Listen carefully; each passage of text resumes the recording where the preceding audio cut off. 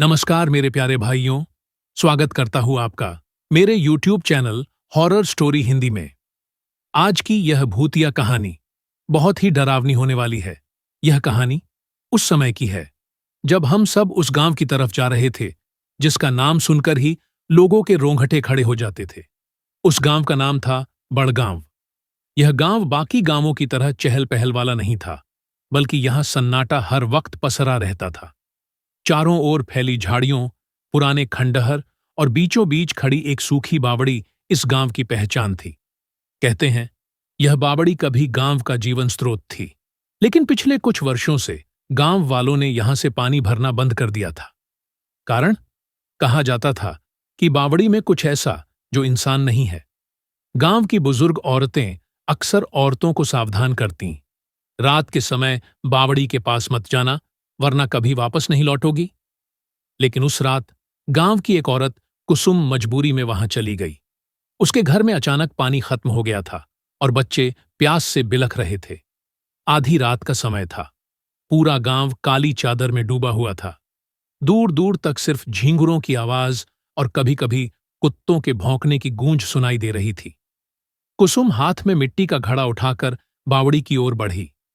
रास्ता सुनसान था। पेड़ों की टेढ़ी मेढ़ी शाखाएं हवा में ऐसे हिल रही थीं मानो किसी का पीछा कर रही हों। जब वह बावड़ी के पास पहुंची तो अजीब सी ठंडी हवा चली। उसके बदन में सिहरन दौड़ गई। उसने हिम्मत जुटाई और बावड़ी में डोल डाला। जैसे ही उसने डोल खींचा, अचानक पानी में हलचल हुई। पहले तो उसे लगा कोई मेंढक या मछली होगी, लेकिन तभी पानी से कुछ उभरा। एक औरत का चेहरा। गीले बाल उसके चेहरे पर चिपके हुए थे और आंखें लाल आग की तरह चमक रही थीं। कुसुम की चीख निकल पड़ी। उसकी चीख इतनी भयानक थी कि पूरे गांव में गूंज गई। लोग अपने अपने घरों से बाहर निकल आए, लेकिन बावड़ी तक कोई नहीं पहुंचा। हर कोई डर से जड़ हो गया। कुसुम का घड़ा जमीन पर टूट गया।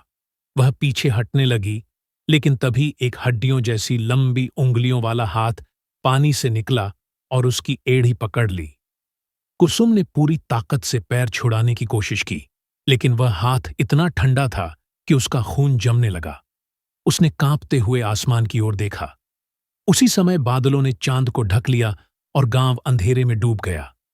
गांव वालों ने दूर से कुसुम को बावड़ी के किनारे गिरते और फिर धीरे धीरे अंदर खींचते देखा, लेकिन कोई हिम्मत नहीं जुटा पाया कि उसे बचा सके। कुछ ही पलों बाद बावड़ी से भयंकर चीख गूंजी और सब तरफ सन्नाटा छा गया। गांव के बुजुर्गों ने धीरे से कहा, वो जाग गई है। उस रात के बाद से गांव में दहशत छा गई। लोग दरवाजे बंद कर भीतर दुबक गए, लेकिन हर किसी के कानों में कुसुम की चीख गूंज रही थी। अगली सुबह जब लोग बावड़ी के पास गए तो उन्होंने देखा किनारे पर सिर्फ खून के धब्बे थे और कुसुम का घड़ा टूटा पड़ा था। लेकिन सबसे डरावनी चीज थी बावड़ी के पानी से उठती लाल रोशनी।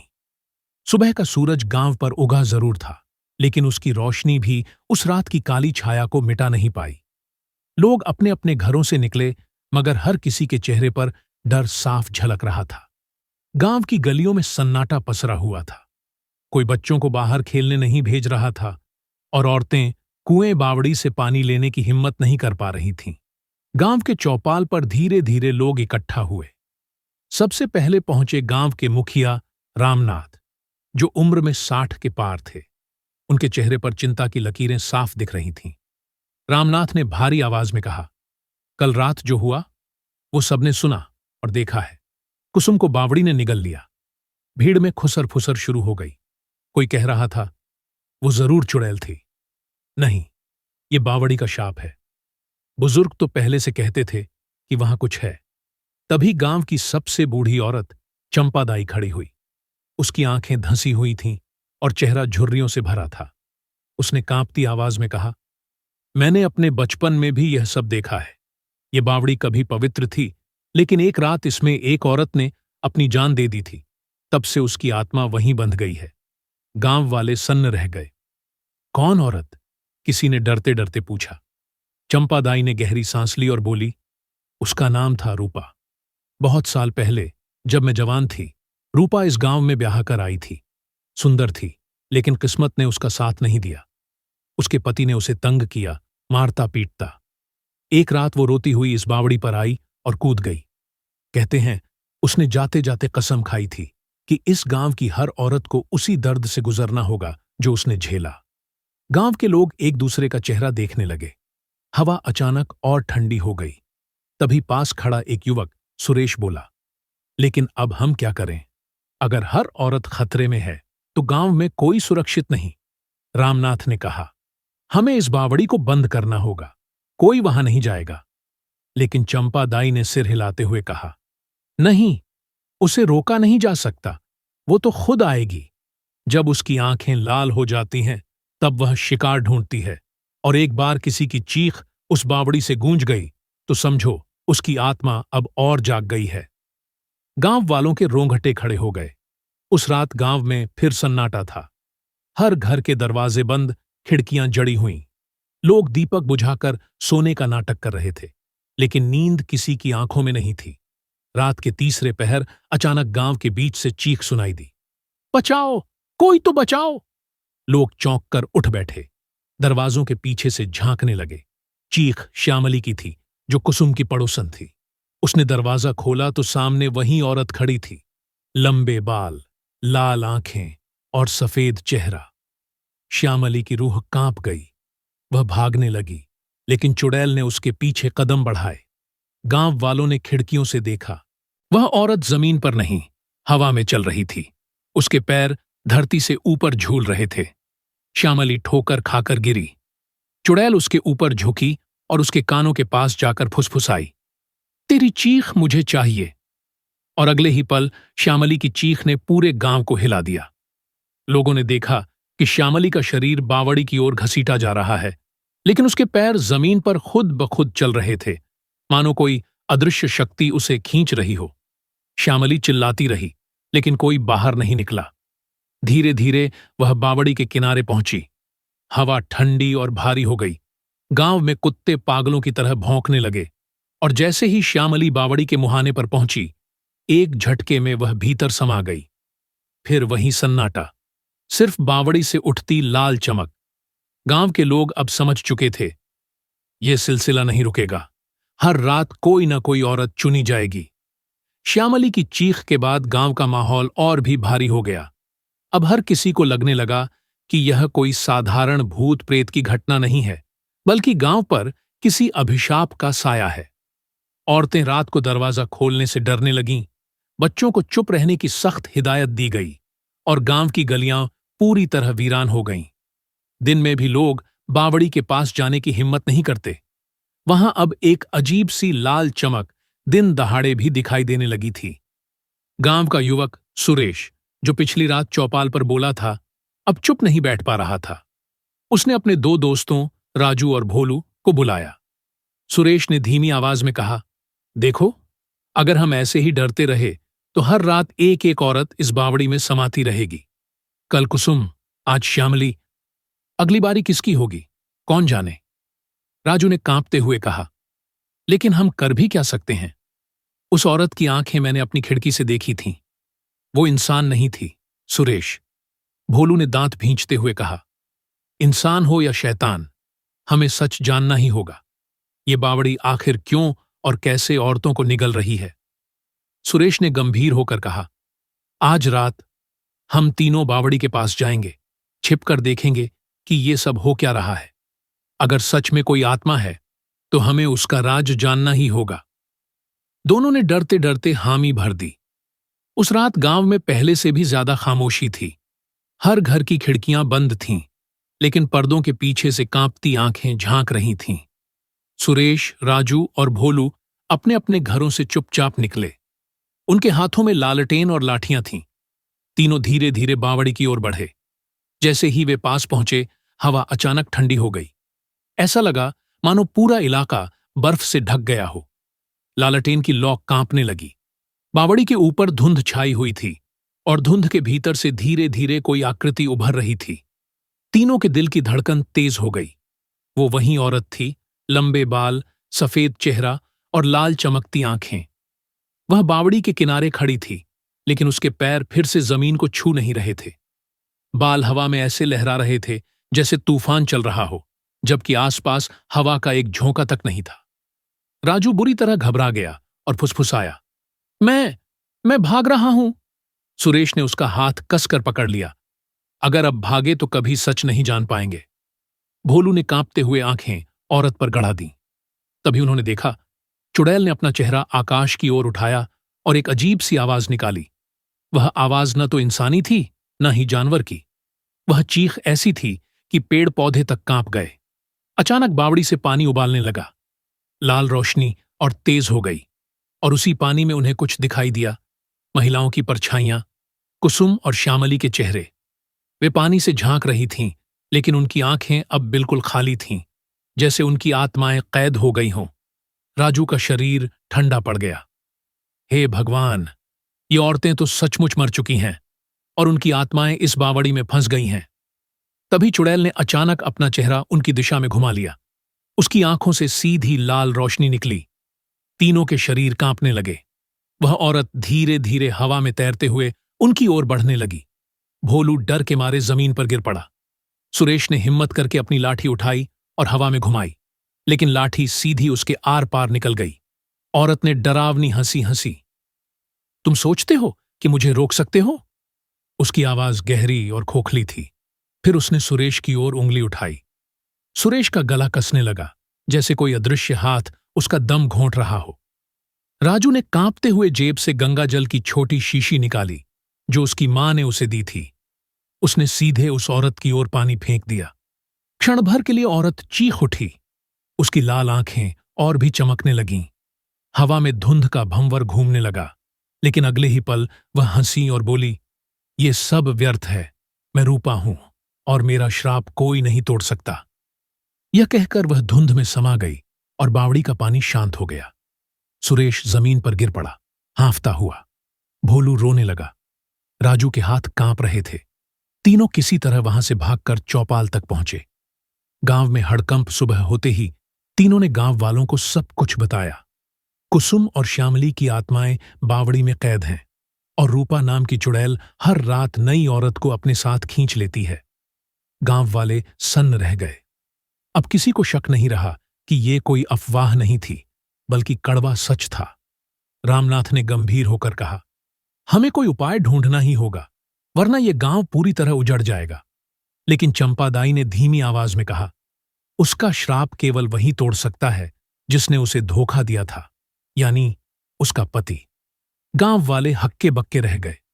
लेकिन उसका पति तो सालों पहले भाग गया था, अब वो कहां मिलेगा? चंपादाई ने कहा, जब तक उसे नहीं लाया जाता तब तक ये सिलसिला रुकेगा नहीं। गांव में माहौल अब पूरी तरह बदल चुका था। लोग घरों से बाहर निकलते ही नहीं थे। औरतें एक दूसरे की आंखों में देख तकने से डरने लगी थीं, मानो अगली बारी उनकी हो। बच्चे चुपचाप कोनों में बैठे रहते और बुजुर्ग चौपाल पर सिर्फ दहशत की बातें करते। रामनाथ मुखिया ने तीनों लड़कों की बात ध्यान से सुनी और चंपादाई के कहे शब्दों पर गहरी सोच में पड़ गया।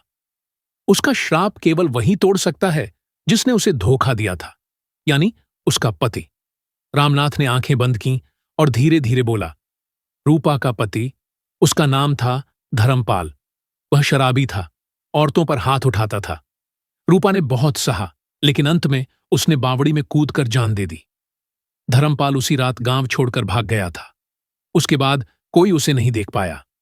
गांव वाले खुसर फुसर करने लगे। कहां होगा वो अब? शायद मर चुका हो। अगर जिंदा है तो उसी को ढूंढना होगा। सुरेश ने दृढ़ आवाज में कहा, मैं और मेरे दोस्त जाएंगे। हमें उसे ढूंढना ही होगा, वरना गांव की हर औरत इस बावड़ी की कैदी बन जाएगी। भोलू और राजू ने डर के बावजूद हामी भर दी। रामनाथ ने उन्हें रोकना चाहा, लेकिन चंपादाई ने सिर हिलाकर कहा, जाने दो, शायद यही गांव की आखिरी उम्मीद है। तीनों लड़के अगले दिन सुबह गांव से निकल पड़े। उनके साथ दो और लोग भी थे, पंडित हरिहर जो मंत्र तंत्र जानते थे और हरीश जो गांव का सबसे ताकतवर आदमी माना जाता था। चंपादाई ने जाते समय उन्हें चेतावनी दी, धर्मपाल को ढूंढना आसान नहीं होगा। रूपा की आत्मा उसे हर हाल में छिपाए रखना चाहती है। रास्ते में बाधाएं आएंगी, सावधान रहना। रास्ता सुनसान खेतों और घने जंगलों से होकर गुजरता था। पांचों आदमी धीरे धीरे आगे बढ़े। पहली रात उन्होंने जंगल में डेरा डाला। जैसे ही अंधेरा छाया, अचानक पेड़ों के बीच से किसी औरत के हंसने की आवाज आई। राजू ने कांपते हुए कहा, ये वही है। पंडित हरिहर ने मंत्र पढ़ना शुरू कर दिया और चारों ओर गंगा जल छिड़का। तभी झाड़ियों से लाल चमकती दो आंखें दिखाई दीं। वह रूपा थी। वह हवा में झूल रही थी। उसके चेहरे पर नफरत साफ झलक रही थी। रूपा ने गहरी आवाज में कहा, धर्मपाल को ढूंढने चले हो? वो मेरा है, मेरी आत्मा का हिस्सा। कोई उसे मुझसे छीन नहीं सकता। फिर वह भयानक चीख मारकर गायब हो गई। भोलू जमीन पर बैठ गया। उसका शरीर पसीने से तर था। सुरेश ने कंधा थपथपाया, डरना मत, यही तो सबूत है कि हम सही रास्ते पर हैं। 3 दिन की यात्रा के बाद वे एक पुराने कस्बे में पहुंचे। वहां के लोगों से पूछताछ करने पर पता चला कि कई सालों से एक बूढ़ा आदमी कस्बे के किनारे खंडहरनुमा झोपड़ी में रहता है। शराब पीता है और रात को अजीब सी बड़बड़ाहट करता है।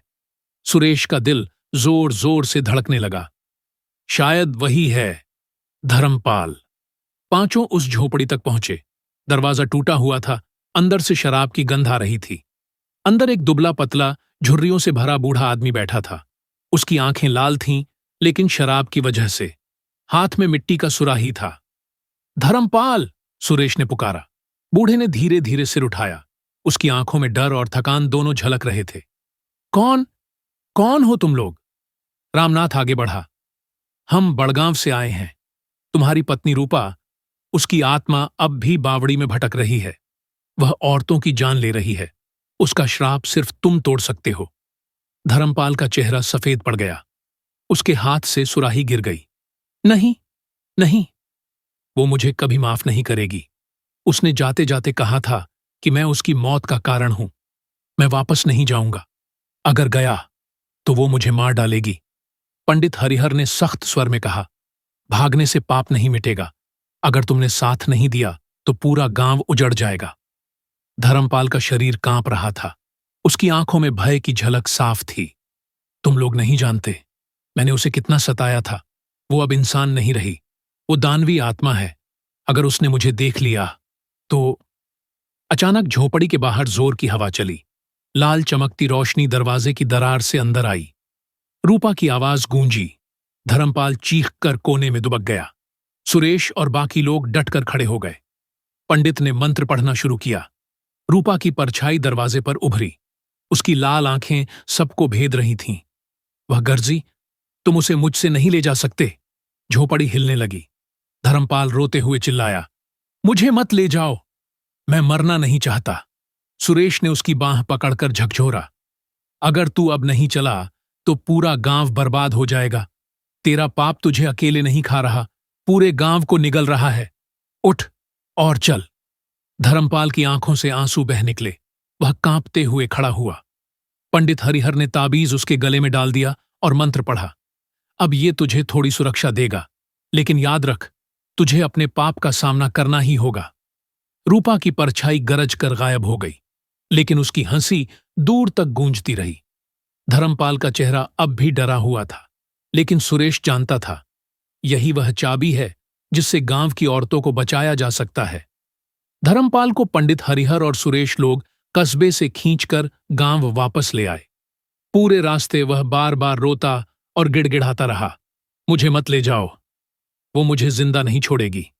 मैं जानता हूं वो मेरी आत्मा को नर्क से भी गहरे अंधकार में कैद कर देगी। सुरेश गुस्से में बोला, तेरे पाप की सजा तू भुगत नहीं रहा, पूरा गांव भुगत रहा है। तू जिम्मेदार है तो तू ही इसे खत्म करेगा। धर्मपाल चुप हो गया। उसकी आंखों में भय साफ झलक रहा था। जब वे गांव पहुंचे तो गांव वाले इकट्ठा हो गए। सबने धर्मपाल को देखा और आक्रोश से भर उठे। यही है वो कमीना जिसने रूपा को मौत की ओर धकेला। इसी की वजह से हमारे घर की औरतें मर रही हैं। कुछ लोग तो उसे वहीं पीटकर मार देना चाहते थे, लेकिन पंडित हरिहर ने हाथ उठाकर सबको शांत किया। अगर तुमने इसे अभी मार दिया तो श्राप और भी भयानक हो जाएगा। रूपा की आत्मा तब और विकराल रूप ले लेगी। इसे जिंदा रहना होगा और इसकी मौजूदगी से ही श्राप टूटेगा। गांव वाले धीरे धीरे शांत हुए, लेकिन उनके दिलों में गुस्सा और डर दोनों थे। रामनाथ मुखिया ने कहा, आज रात ही बावड़ी पर पूजा होगी। धर्मपाल को वहां ले जाकर रूपा का सामना करवाना होगा। सूरज ढलते ही गांव में खामोशी छा गई। हर घर के दरवाजे बंद, हर दीपक बुझा हुआ। चौपाल पर पंडित हरिहर ने बड़ा हवन कुंड सजाया। मंत्रोच्चार शुरू हो गए। घी, हवन सामग्री और गंगा जल तैयार किया गया। धर्मपाल बीचों बीच बैठा था, लेकिन उसका शरीर कांप रहा था। वह बार बार भागने की कोशिश करता, लेकिन हरीश और सुरेश उसे कसकर पकड़कर बैठे रहे। चंपा दाई ने आगे बढ़कर उसके माथे पर सिंदूर लगाया और कहा, तेरे पाप का अंत आज होगा। या तो तू अपनी पत्नी की आत्मा से क्षमा मांगेगा, या वहीं तुझे इस दुनिया से खींच ले जाएगी। धर्मपाल रो पड़ा। वो मुझे माफ नहीं करेगी। मैंने उसे बहुत सताया था। मैंने उसे कई बार मारा, उसकी इज्जत तोड़ी, उसे तन्हाई में छोड़ दिया। आखिरी रात मैंने शराब के नशे में उसे धक्का दिया था। उसी रात वो बावड़ी में कूद गई। गांव वाले सुनकर सिहर उठे। अब उन्हें समझ आया कि रूपा की आत्मा इतनी क्रोधित क्यों है। आधी रात होते ही सब लोग धर्मपाल को लेकर बावड़ी पहुंचे। हवा अचानक ठंडी हो गई। पेड़ों की डालियां सरसराने लगीं। आसमान में बादल छा गए और चांद ढक गया। पंडित हरिहर ने मंत्रोच्चार शुरू किया। गांव के लोग चारों ओर मशालें लेकर खड़े हो गए। बावड़ी से धीरे धीरे लाल धुंध उठने लगी। पानी में हलचल हुई और फिर वही आवाज गूंजी। अचानक रूपा की आत्मा बावड़ी से निकली। उसकी आंखें पहले से कहीं ज्यादा लाल थीं। चेहरा अब और भी विकृत और बाल हवा में सांपों की तरह लहरा रहे थे। गांव वाले भयभीत होकर पीछे हट गए। रूपा ने हवा में तैरते हुए धर्मपाल की ओर हाथ बढ़ाया। तू आखिरकार मेरे पास आया। अब तू कभी बच नहीं पाएगा। धर्मपाल चीख पड़ा, रूपा, मुझे माफ कर दे। मैंने गलती की थी। मैं शराबी था, पागल था। तू निर्दोष थी और मैंने तुझे नर्क में धकेल दिया। मुझे सजा देनी है तो दे, लेकिन गांव की औरतों को छोड़ दे। रूपा ठाका मारकर हंसी। अब याद आया, जब मैं रोती थी तुझे परवाह नहीं थी। जब मैं खून से लथपथ थी तू हंसता था। अब तू मुझसे क्षमा मांगता है। उसकी आंखों से लाल आग की लपटें निकलीं।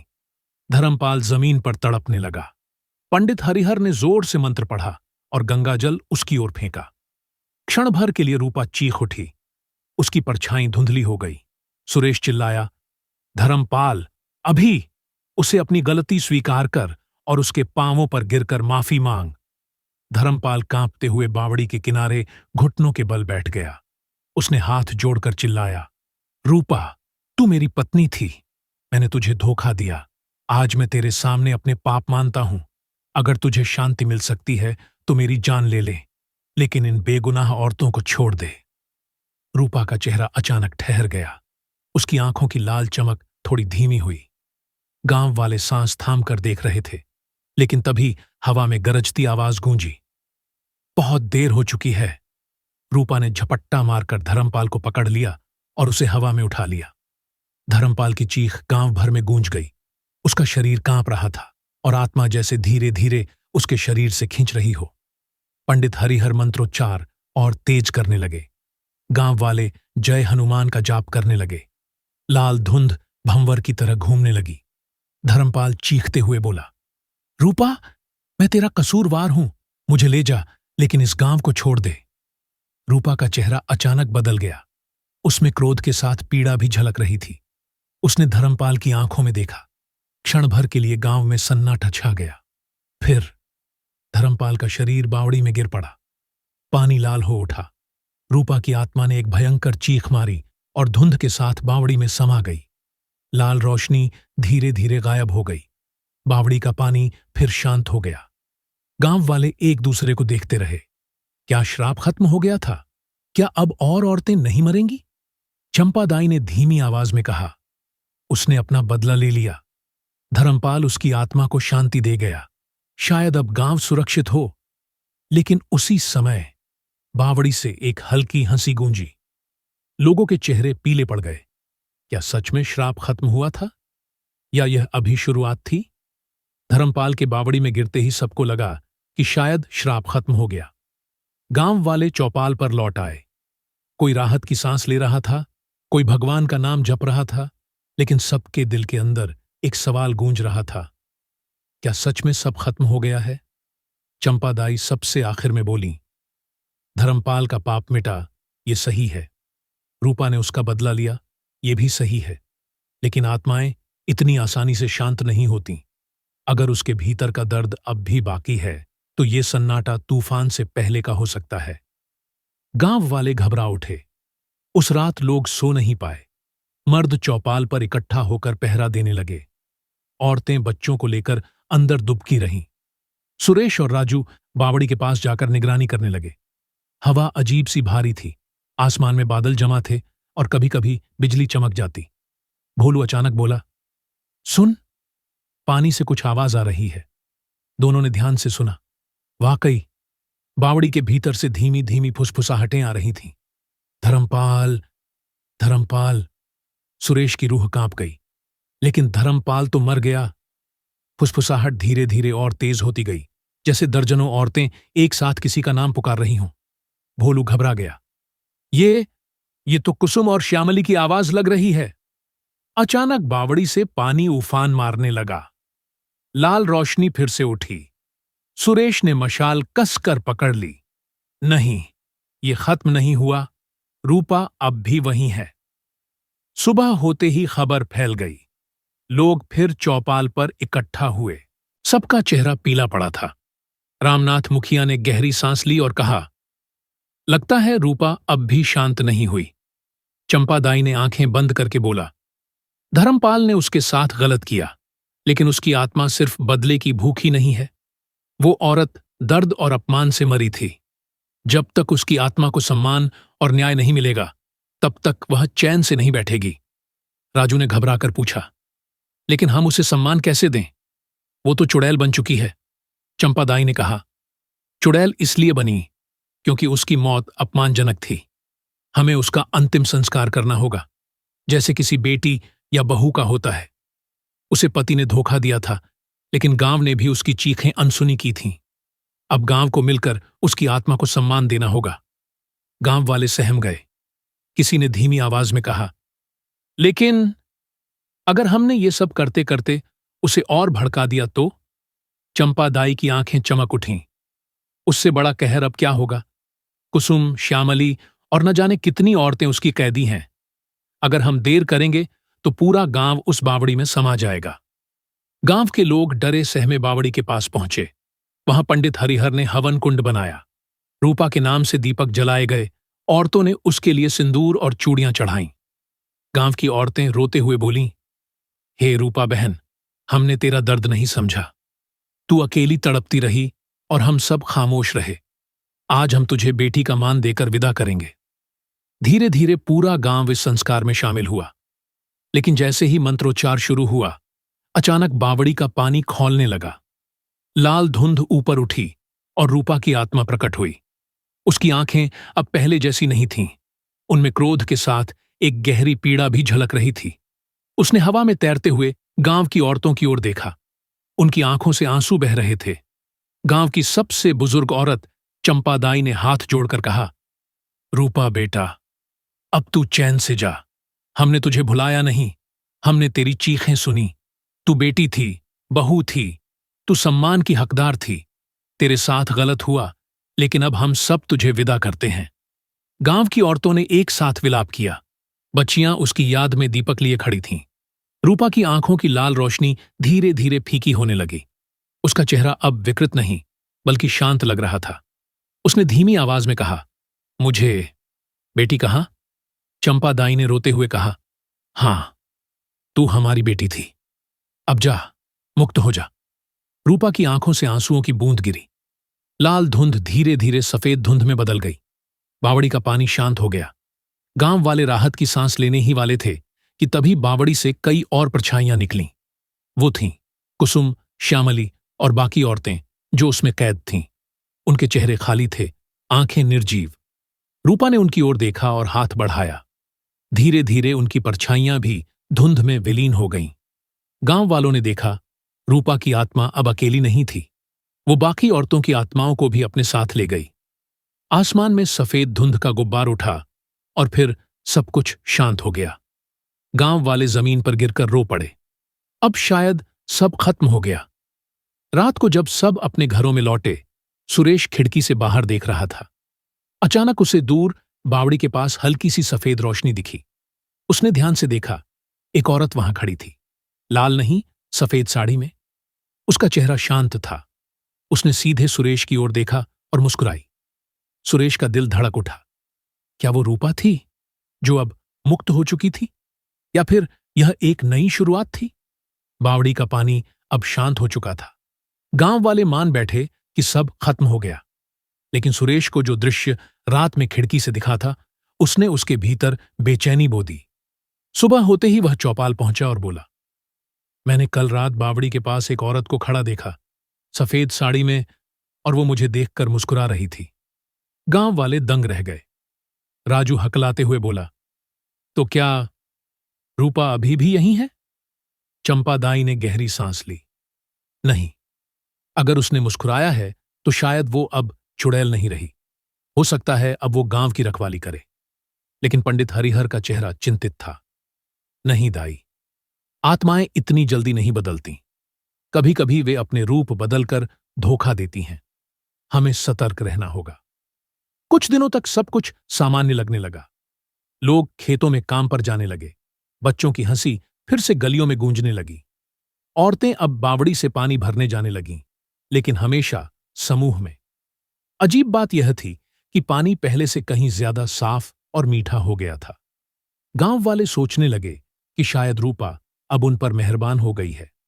सुरेश ने भी राहत की सांस ली, लेकिन उसके मन में वो मुस्कुराता चेहरा गड़ा हुआ था। 3 रातों तक सुरेश को एक ही सपना आया। वो सपने में बावड़ी के किनारे खड़ा होता। अचानक धुंध छा जाती और सफेद साड़ी पहने औरत सामने आ जाती। उसकी आंखें इस बार लाल नहीं बल्कि गहरी काली होती। वो धीरे से कहती, सुरेश, मेरी मदद करो। सुरेश हड़बड़ाकर उठ जाता।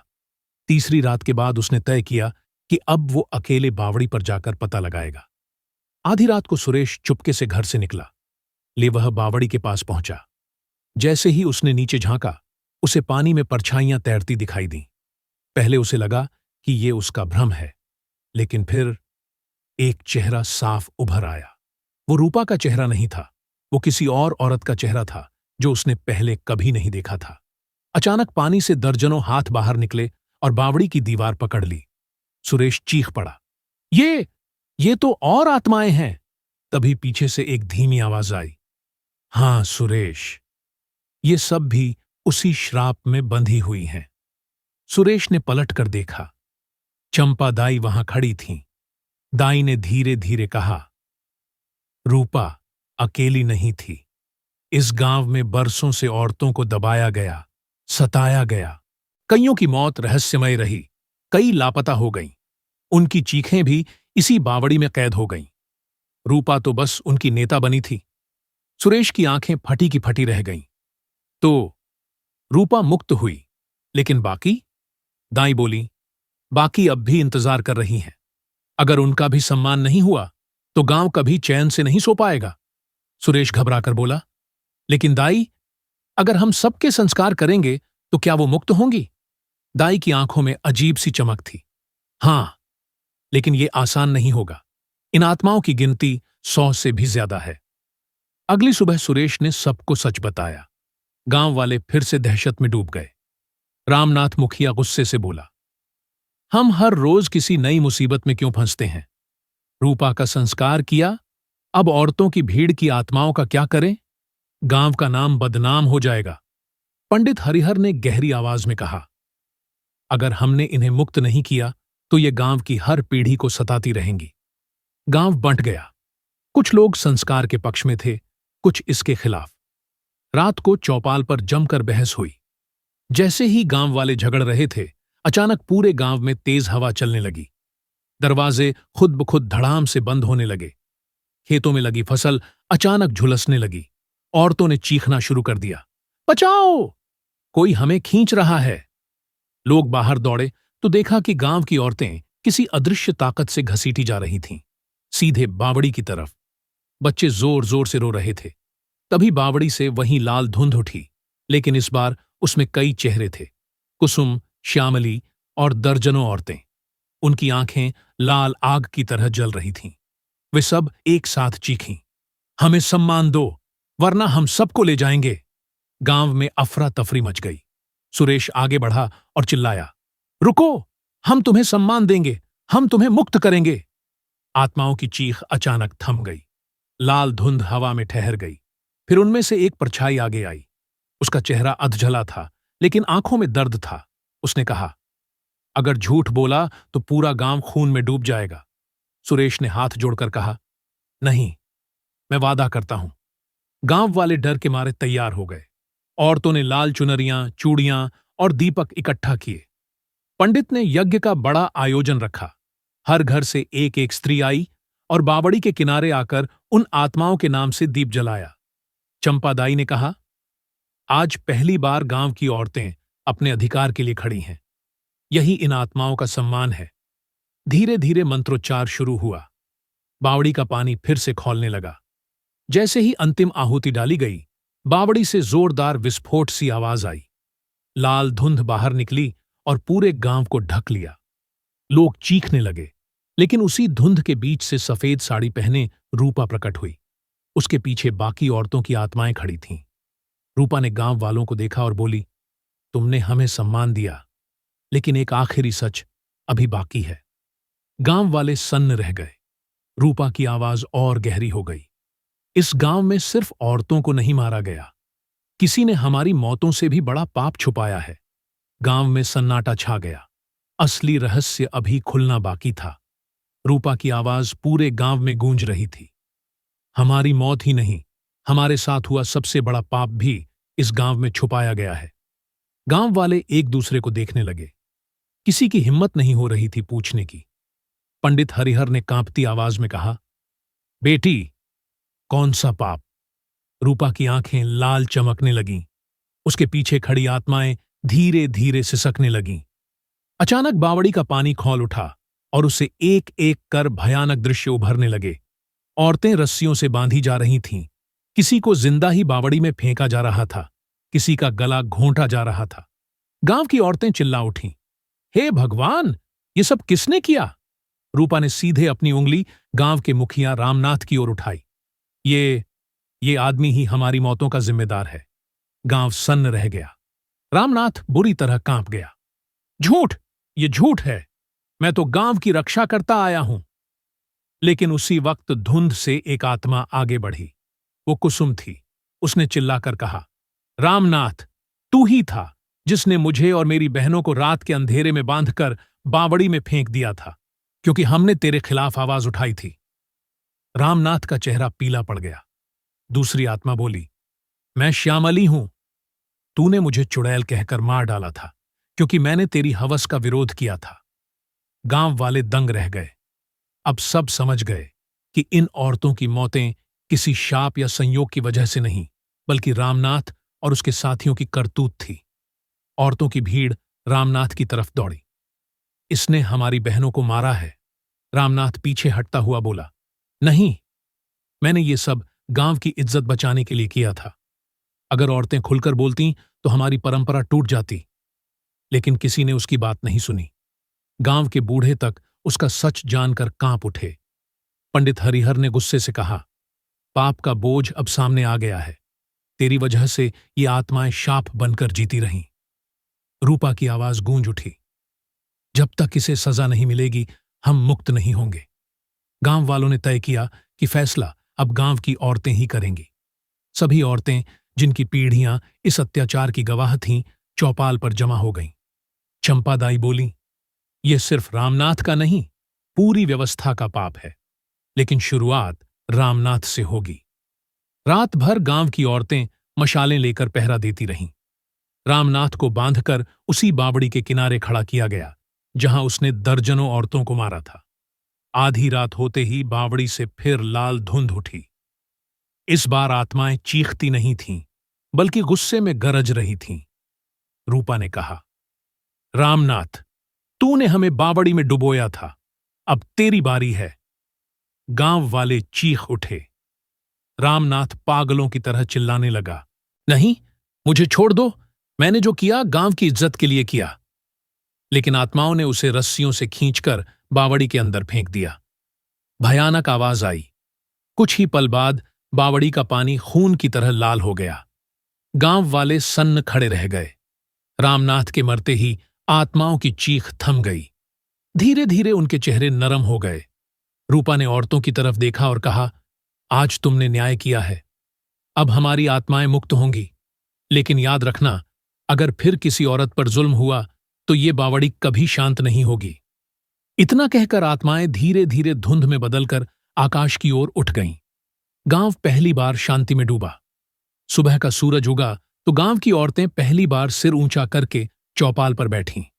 उन्होंने तय किया कि अब से गांव का हर फैसला मर्द और औरत मिलकर करेंगे। पंडित हरिहर ने कहा, ये गांव अब खौफ से नहीं, बराबरी से चलेगा। सुरेश ने बावड़ी की ओर देखा। पानी अब साफ और शांत था, लेकिन उसके मन में कहीं एक डर बाकी था। क्या सचमुच आत्माएं चली गईं? रात होते ही सुरेश अपने घर के आंगन में बैठा था। ठंडी हवा चल रही थी। अचानक उसे लगा कि कोई उसके पीछे खड़ा है। उसने पलटकर देखा। वहीं सफेद साड़ी वाली औरत खड़ी थी, लेकिन इस बार वो मुस्कुरा नहीं रही थी। उसकी आंखें फिर से लाल जल रही थीं। उसने फुसफुसाकर कहा, न्याय तो अधूरा है सुरेश। सुरेश का दिल धक से रह गया। कौन सा न्याय? औरत ने धीरे से कहा, रामनाथ अकेला नहीं था, और भी हैं जिन्होंने हमारा खून बहाया। जब तक सबको सजा नहीं मिलेगी ये कहानी खत्म नहीं होगी। इसके साथ ही वो हवा में गायब हो गई। सुरेश पसीने से तरबतर रह गया। अब उसे समझ आ गया था कि असली भय अभी शुरू हुआ है। रामनाथ की मौत के बाद गांव में सन्नाटा तो छा गया, लेकिन उस सन्नाटे में भी बेचैनी थी। गांव वालों को लगा था कि आत्माएं अब शांत हो जाएंगी, लेकिन सुरेश ने जो देखा वह साबित कर रहा था कि यह अंत नहीं, बल्कि शुरुआत है। उस रात वो औरत, जिसकी आंखें फिर से लाल जल उठी थीं, सुरेश को चेतावनी देकर गई थी। रामनाथ अकेला नहीं था।